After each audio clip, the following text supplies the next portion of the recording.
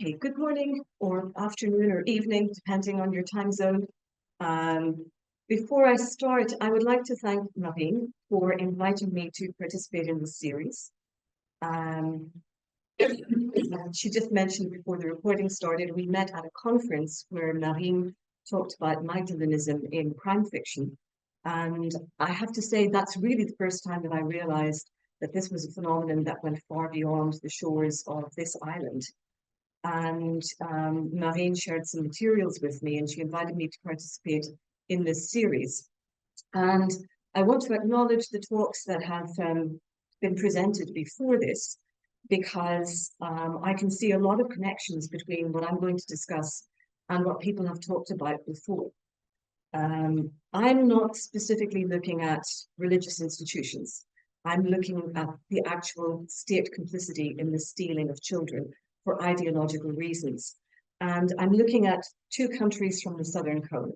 So I'm looking at both Argentina and Chile, which both shared experiences of right-wing military dictatorships in the late 20th century. But the experience of the children that were stolen, the circumstances in which that happened was quite different in each country, although there are things that each of them has in common. So I want to thank those who have presented before me, because a lot of what you said resonated with what I was thinking myself around this subject. And I want to apologize to those whose talks I wasn't able to attend, but I know that these are being recorded, so I look forward to catching those that I missed first time round. Okay, as I said, I'm not going to discuss the religious institutions, although, as Marine has flagged to me, she shared some materials with me and I've looked into it some more.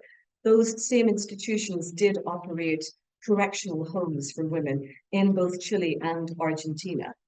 But what I'm looking at is state involvement, direct state involvement in the disappearance of children, and the efforts that civil society has gone to try and open a space for families to reconnect with their missing loved ones. So that's the context that I'm talking about here, illegal adoptions under dictatorship. I'm going to be talking a lot about societal changes, especially the role of women within the two societies, Chile and Argentina, gender norms, socioeconomic status, because a lot of what was done to particular groups in both countries had to do with targeting poorer and more vulnerable families. And I also want to talk about ethnicity, because this is relevant, particularly in the case of Chile, as we'll come back to. So I'll start with just a brief introduction to Argentina. I'll have a brief introduction to Chile, and then I'll move specifically to Argentina first. So Argentina had a dictatorship from 1976 until 1983. And you probably all know the legacy of the disappeared under that regime. So the estimates go as high as 30,000 disappeared in Argentina in that period. But among those disappeared were stolen children, children who were victims of state terrorism, children who were either born in captivity to mothers who were then murdered and disposed of, or who were children already when their parents or mothers were arrested and who were handed over to good families, the kind of families who supported the ideology of the state, or handed over to state institutions for illegal adoptions. And after the end of the dictatorship in 1983, and indeed before, we saw the organization of the Madres de Plaza de Mayo. So these were the mothers of the disappeared, who were capitalizing on the state reverence for the status of mothers to open a space in which they could oppose the military dictatorship. And every week they used to march around the main square, Plaza de Mayo, in front of the Casa Rosada, which is the Argentine equivalent, I suppose, of the White House. So they used to march there very publicly with their iconic white headscarves and carrying placards and photographs with, ¿Dónde están? Where are they?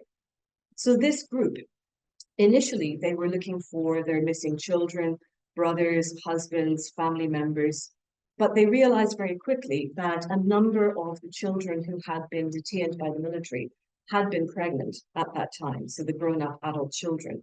So they realized very quickly that they were also looking for grandchildren who had been born and kidnapped, and others who surely had been born in captivity. And so this movement over time became the abuelas de Plaza de Mayo. So they moved from being the mothers to the grandmothers. And they have been advocating since the start of the dictatorship for the return of their children and their grandchildren. In Chile, there was a right-wing dictatorship from 1973 to 1990. And while there were cases of disappearance, estimates range between 2,000 to 3,000 official figures, within that there is no body of children who were stolen from detainees. But what was happening in parallel at the same time in Chilean society during the period of the dictatorship were illegal adoptions. So children were taken from their families, from their biological families, for various reasons, with fraud often being involved. So targeting vulnerable women who didn't know their rights, many of whom couldn't read or write, getting them to sign papers that they couldn't understand, or forging documents. In some cases, telling them that their children had died. And this resonates a lot with another talk that took place recently on campus about the Spanish experience. So you have the same kind of network happening in Chile as happened in Spain, with all the same kinds of people involved, officials working on behalf of the state, but stealing children to sell in adoption overseas. So there are estimated 20,000 cases in this period, but the practice had been ongoing long before the military took power in 1973. So this practice had been going on since 1950. And it could potentially include as many as 50,000 children who were adopted overseas. So unlike the context in Argentina, where the mothers and grandmothers knew straight away that they were looking for missing grandchildren, the scale of this issue in Chile has only become clear relatively recently, in the last 10 to 12 years. So I'm going to be looking at the circumstances in which that happened. Now, one thing that I want to flag before I move on is something that both countries have in common. And this is a history of colonialism, a shared history of Spanish colonialism, of existing as entities under the Spanish crown, an experience of wars of independence, and then nation building in the 19th century. And part of this nation building in each of these countries involved policies of pacification, as they were called in Chile, or the conquest of the desert, as it was called in Argentina. And these were both targeted at Mapuche, indigenous Mapuche populations who lived on both sides of the Andes in Chile and Argentina. So we have this shared approach to how do you deal with the indigenous people that already exist within the territory that you want to claim as part of your new state in the 19th century. And in Argentina, during the War of the Desert, or the conquest of the desert, this was the conquest of the pampas, the plains. And rather than a desert, that name I think was used deliberately to make it sound as though it was empty and needed to be incorporated within the state. These were territories that included a lot of very fertile land and had been populated by nomadic Mapuche, unsettled Mapuche people for millennia. So they were targeted as savages, as foreigners. So part of the discourse in the War of the Desert in Argentina was that these were Chileans and that they were seeking to invade Argentine territory. And so there was a war of what is increasingly acknowledged as a war of genocide against the native Mapuche people in the plains in Argentina. And that land was incorporated into the Argentine state and went into the hands of the growing oligarchy. So all it did was consolidate the power of the ruling class and make them wealthier. So that was between 1878 and 1885, the War of the Desert.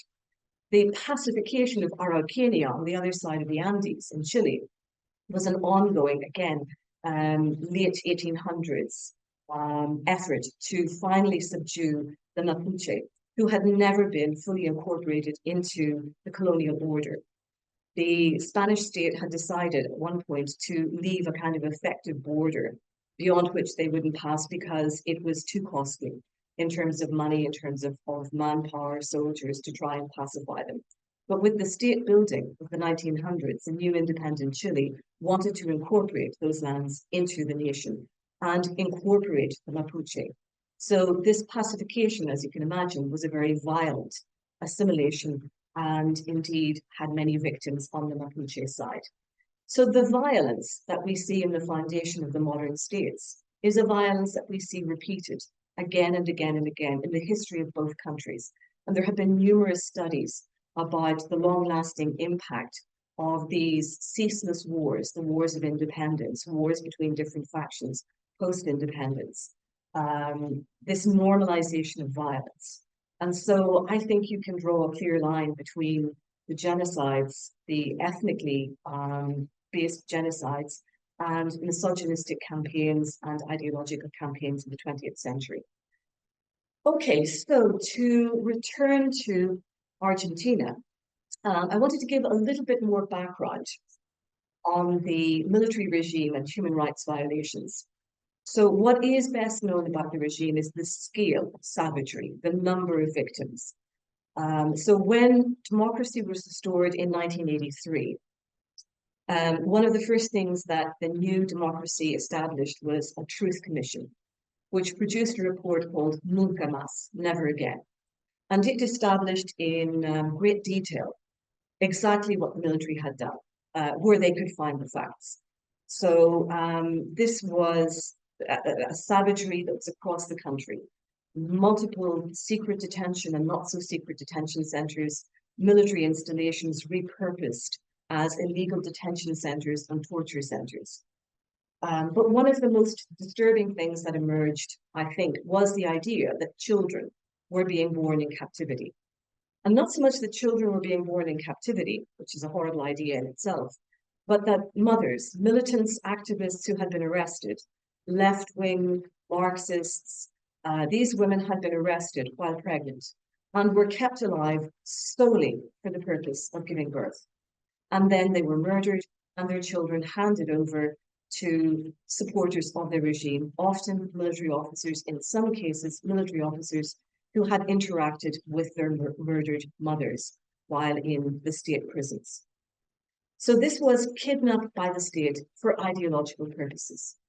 The ideological purposes were to break the link between the children and their biological families. And these families, Marxists, had been othered by the state. So the military dictatorship had said that it wanted to restore Western Christian values. These Western Christian values were the most profoundly conservative Catholic ideas around the roles of men and women in society and order within society. And they were also profoundly conservative ideas that promoted the idea of Argentina as essentially a European state. So making invisible the indigenous origins of the nation. So these Western Christian values, Marxism was deemed anathema. It was deemed to be a foreign ideology, a cancer within the body politic that had to be extirpated for the good of the nation. And so these were surgical operations. This was an internal war. It was also framed in those terms by the military. And so these militants, these Marxists, these left-wingers, union organizers, people who were deemed enemies of the state were rounded up and murdered on a massive scale. Murdered on a massive scale and disappeared. So the state did not acknowledge that it had arrested these people, that it had detained them illegally. The state did not acknowledge that they had been executed in an extrajudicial fashion. The state did not acknowledge that it had disposed of the bodies, either in mass graves or taking them out to dump at sea. So the horror of these killings was compounded by this disappearance, this lack of knowledge, this lack of closure for the families, this constant searching for information and a response of silence and denial on the part of the state. So returning to the women militants in particular, as well as espousing this revived ideology, were also women who had transgressed the ideals of what a woman was supposed to do in this profoundly conservative idea of gender roles within society. So within Chile and Argentina, we see an influence of Marianismo. Marianismo is the idea that the perfect role for women is as wife and mother, raising families, tending to her husband, a submissive role within the home, not an active role out in public within society.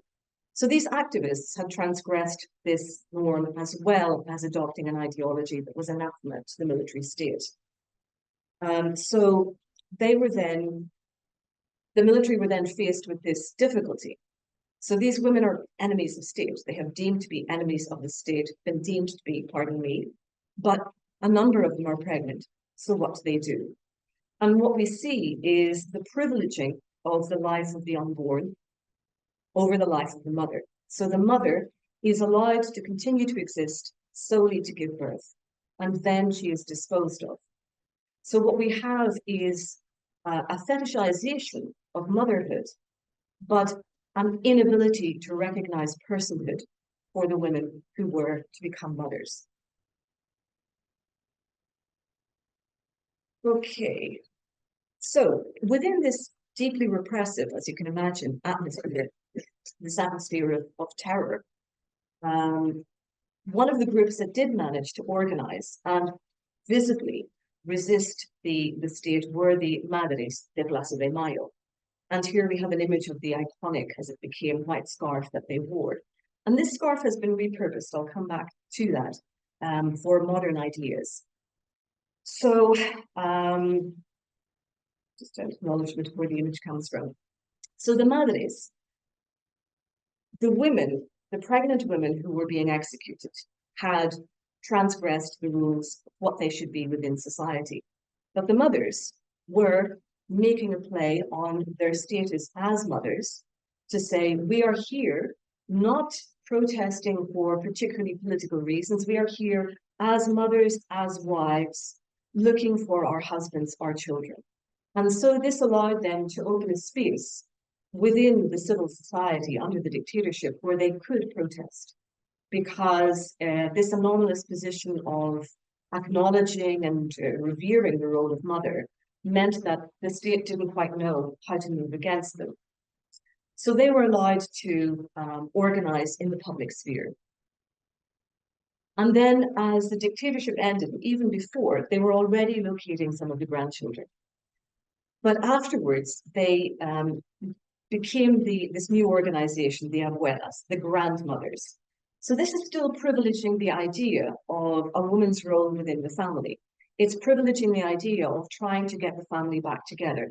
And I'm not saying that these women weren't profoundly political. Many of them were, and indeed are. And if you go into their websites, you'll be able to see how. Many of them were militants in their own right. But the platform that they created under the military was one that was based on their status as mothers. So it's estimated that there are 500 plus children, potential children, born in captivity or arrested with their parents and then adopted illegally or put into state homes. And of those 500 plus, to date, 140 cases, around 140, have been resolved. And you can go onto their website and you can check out some of the links. So some of the stories, I'm not going to link through to them right now, but the links that I have, one of them goes to one of the first cases that was resolved. And this was while the military were still in power. And these children had already been born when the mother was arrested. And they ended up being adopted in Chile. So the children had been brought across the border in connivance with the military regime in Chile. Something that happened under what's called the Plan Condor, the Condor Plan, which was collusion between the right-wing dictatorships of the Southern Cone to cover up the atrocities that they were committing against their own citizens. So these children were found abandoned in a public square in a town in Chile and had been adopted by a family in Chile. So the grandmothers located them, established who they were, recognized that they had been adopted in good faith by this family, and the family were happy to support them continuing having contact with their biological family in Argentina. So that was one of the first cases to be resolved. But some of the other links, maybe not on this page, but later on, There's one case where a young man discovered that he always felt that he didn't quite fit in his family. His father was brutal to both his mother and himself. His father was an ex-military man who had worked in one of the detention centers, who used to call him "O el pequeño judío," the little Jew. And he discovered when he finally approached the abuelas to have a DNA test carried out, discovered that he was in fact the child of a Jewish woman who had been murdered by the military. And his adoptive father actually knew her. He was involved in overseeing that pregnancy and then took the child when the child was born. Now, this brings us to another possible motive for the adoption of these children: breaking the links with the undesirable families, the biological families, rescuing, redeeming the children, having them grow up in a good, ideologically correct, supportive family aligned with military values. Or, as some people have suggested, revenge, an act of revenge against political enemies by taking the things that were most important to them. And if we look around what's happening in the world today, we are aware of similar things happening within the borders of Europe at this point. Children being taken from their native country and raised in a country at war with their country, who knows for what ideological purposes. So this is something that we see continue in the world today. This is not an isolated case. Okay. So in his case, he was reunited with his biological family, including his father, who had escaped and survived. And another case was a case of a woman who was profoundly conflicted when she learned that she was a child of detainees. Because as she tells the story herself, she had been raised in a loving family. She loved her parents, they loved her. She was aligned with their values. They had taught her that they were fighting an internal war, and she was aligned entirely with those values. And it took her a long time to confront the reality of who she was, what her original identity was, who her biological parents had been, and what had happened to them. And even when it came to bringing cases to court for kidnap and collusion in kidnap, as a number of adoptive parents have been brought to court in Argentina. In some cases, the adopted children were very conflicted about being involved in that process. So there is a huge legacy of trauma, to come back to one of the main themes of the series of talks. So the children were redeemed. This search began immediately and continues now. So of the estimated 500 plus cases, 140 have been resolved. This year is the 50th anniversary of the coup of 1976 in Argentina, 50 years. And one of the problems and issues confronting the abuelas is that time is running out. So these are families, parents, grandparents who are getting older. And even if more children are eventually discovered, who will still be there to reunite with them? Siblings, perhaps, nieces, nephews, perhaps. But time is an issue here. 140 cases resolved, but potentially 360 plus still out there. Okay. One of the things the grandmothers do is they promote the idea of the right to identity, which is now enshrined in Argentine law.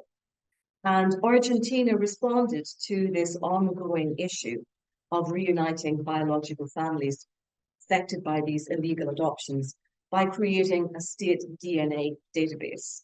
So if there are adults who think that they were illegally adopted, that they might be children of the disappeared, they can approach the abuelas, they can get a DNA test, and that can establish whether or not they are related to anyone who is looking for a biological relative. And they put together these visitas guiadas a la casa por la identidad, the house of identity. So they have this museum that they've created to keep this idea alive, the importance of this issue alive.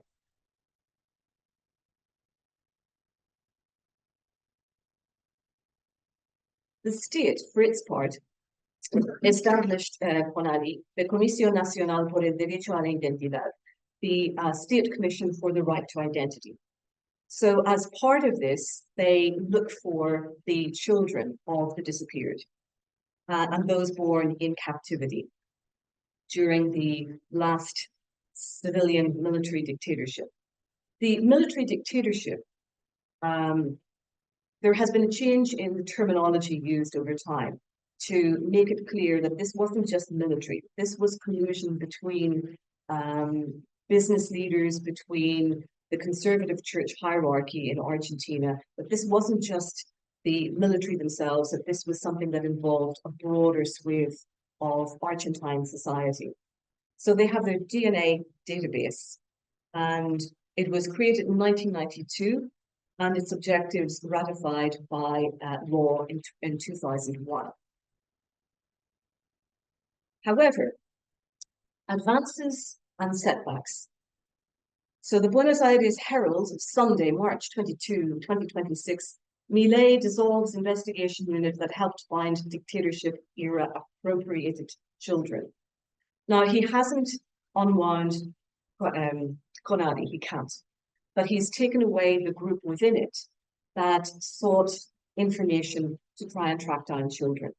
So he has, in a sense, taken away some of the abilities that it had to locate the children. And here's an image from the mothers back in their heyday. But I talk about these setbacks. At the same time, what we see in modern Chilean society since the 2000s is this large organization of feminists, different feminist groups. So 2016, we have an image here from Bahia Blanca. This is the campaign against gender violence and femicide. Quiero dejar de preguntarme si seré la próxima. I want to stop asking myself if I'll be the next. So this was a campaign that was sparked off in 2016 on foot of a tweet by a journalist. They are killing us. What are we doing about it? So this shows us that there has been a greater acknowledgement now within broader Argentine society on foot of efforts made by women to acknowledge the huge societal problem of gender violence, machismo, and femicide. Vivas las queremos, Buenos Aires 2017, we want them alive. This is part of the hashtag ni una menos, not one less. So they want not one single woman more to be killed. No es un crimen pasional, it's not a crime of passion, es un macho patriarcal, it's a patriarchal male. So there is a greater societal awareness because of the campaigning by women in the public sphere. And we have the culmination at the time, the Marea Verde. So this was the green tide. And the green tide is a movement that brings all of these things together, along with a campaign for reproductive justice. So access to free and safe abortion within Argentina. And they adopted the pañuelo, so the headscarf of the madres, but they created a green version, which was part of the new feminist movement. So they did this in homage to the women who had been so politically active, so publicly active before them. So again, there is a continuity of feminist activism within these groups. Now, this is a transnational movement. This moved well beyond the borders of Argentina. This moved into Chile and Uruguay, moved right up the coast of South America. So the campaign for access to abortion came to fruit in 2020 with a law established in 2021. But since 2023, this access has again been eroded under the presidency of Milei. And gender violence has increased in the last few years in Argentina compared to previous years. Now, jumping across the Andes to Chile, I have an image here of the disappeared. So the thing that was best known about the military dictatorship and human rights legacy in Chile was once again its legacy of the disappeared, in this case around 2,000 people. So here we have Salvador Allende Foundation on the 30th anniversary of his death. This idea of the images, the importance of putting faces to the disappeared, their humanity, making people aware of it, that they were real people, that they had lives. So these are the kind of images we see used over and over again. But what went under the radar was this parallel crime that was taking place all during the same period, which was the illegal adoptions within Chile. So this was a different kind of violence. It was a hidden kind of violence, silent, not discussed. It targeted vulnerable women. It targeted women from lower socioeconomic status who didn't have access to education or lawyers or support of any kind. And many of these were Mapuche women or Indigenous women. So 20,000, it's estimated, 20,000 children were illegally adopted during this period of the dictatorship. And there was a network of social workers, judges, medical staff, some priests. And now, the history of the Catholic Church in Chile is quite different to the history of the Catholic Church in Argentina. It was not the same kind of very profoundly socially conservative body that it was in Argentina, but there were still priests and nuns who were involved in these efforts. So these children were adopted to nations across the world. And we have this invisibility. So this is a problem that exists, but it's subterranean, because even when women came forward, they were dismissed or deemed to be untrustworthy or mentally ill or unstable. So they weren't listened to. So this only really began to be taken seriously in 2014. And this again is largely due to the activism of civil society and relatives. So we have Hijos y Madres del Silencio, active on Facebook, Children and Mothers of Silence. So this posts regular updates about family reunions, investigations abroad, political advances, and then we also have Nos Buscamos, we are looking for each other. And this has a website which hasn't been active since 2022, but they're still very active on Facebook. So they say we started our work in 2014, and to this date, this was 2022, 4,700 people have registered their case in the hope of finding their loved ones lost beneath this illegal adoption. And they also have supports for DNA testing. So this group too has been raising awareness within civil society. So we see images here of the 5th Congreso International Conference on the traffic of children for illegal adoptions. And this was held at the Museum for Memory and Human Rights in Santiago, Chile, with a follow-up. The 6th conference happened just very recently. So we can see that they have been organizing these events now for the last 7 or so years. And a lot of the focus that came on this, it has come from these groups. It has not come from the state. The state has been pushed into action by the organization of these different groups, by their publicity, by the events that they've organized, but also by the return of the children themselves, the adult children. And one case is how I discovered I was stolen at birth. And this is Jimmy Biden Gonzalez, who was born in Chile.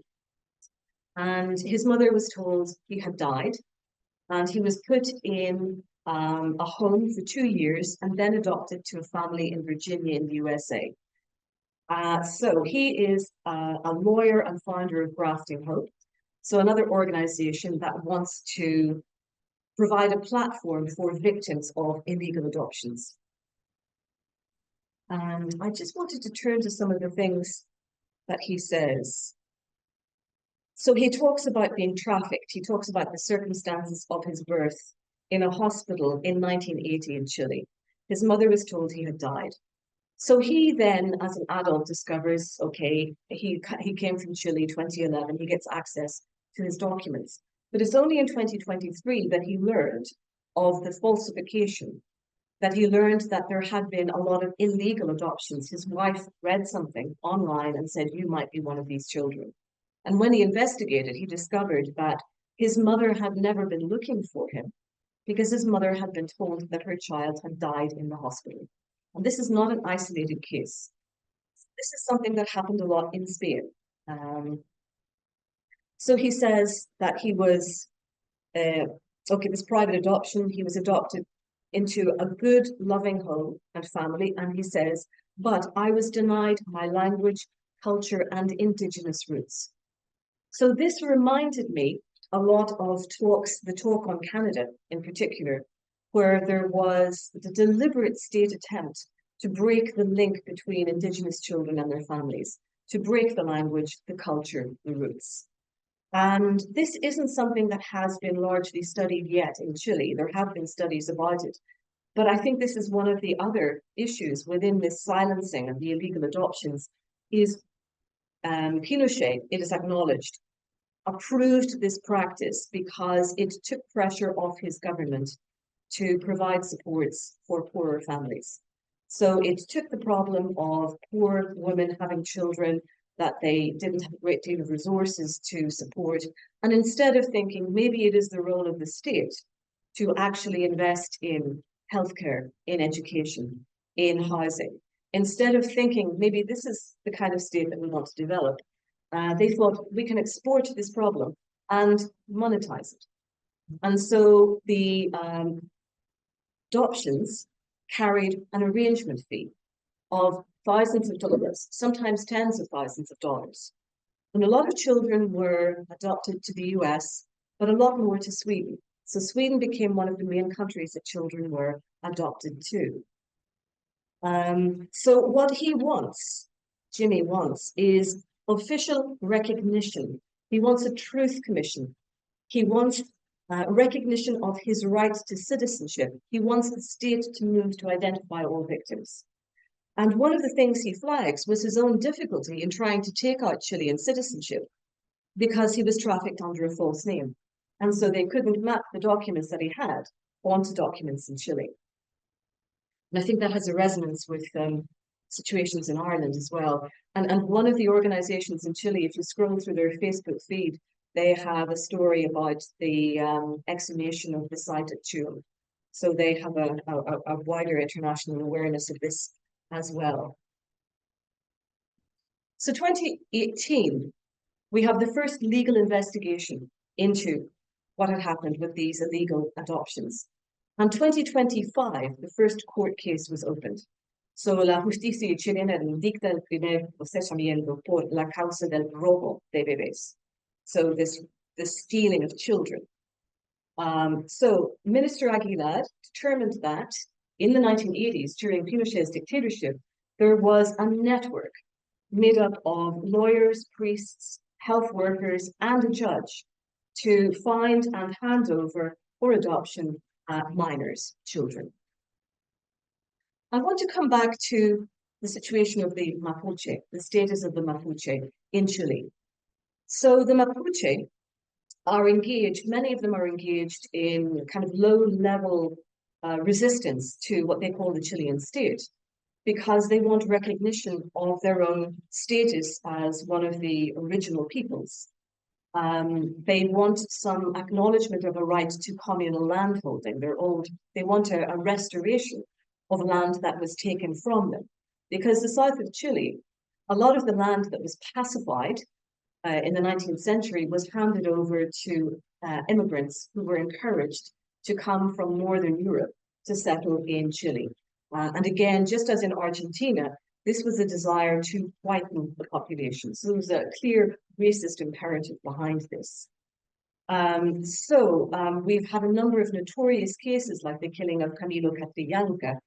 There were mass protests in Chile in every city at that particular murder. So there has been a change in the way the broader citizenship of Chile think about their indigenous heritage and think about the status of the native peoples. But this is still an issue that is a long way from being resolved. But I flag this, and this is, I didn't mean to make a pun, this is the flag of the Mapuche people. I flag this to talk about, again, changes in society.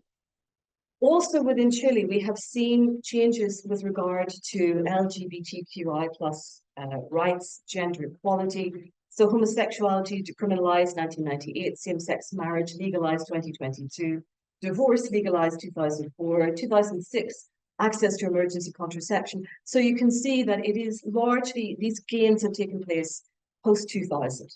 So we have seen a radical change within Chilean society in the last quarter century. 2017, limited access to abortion. 2018, we had mass feminist marches. 1 million women, it's estimated, marched in protest for the International Women's Day in Chile in 2018. And this was one of the precursors to the estallido social, the mass social uprising of 2019, which was curtailed by the COVID pandemic. But this is a sign of, a changing Chile. Again, there has been a shift from a left-wing government under President Boric to a right-wing government now. But I mean, these are, as I say, advances and setbacks, but the society has changed.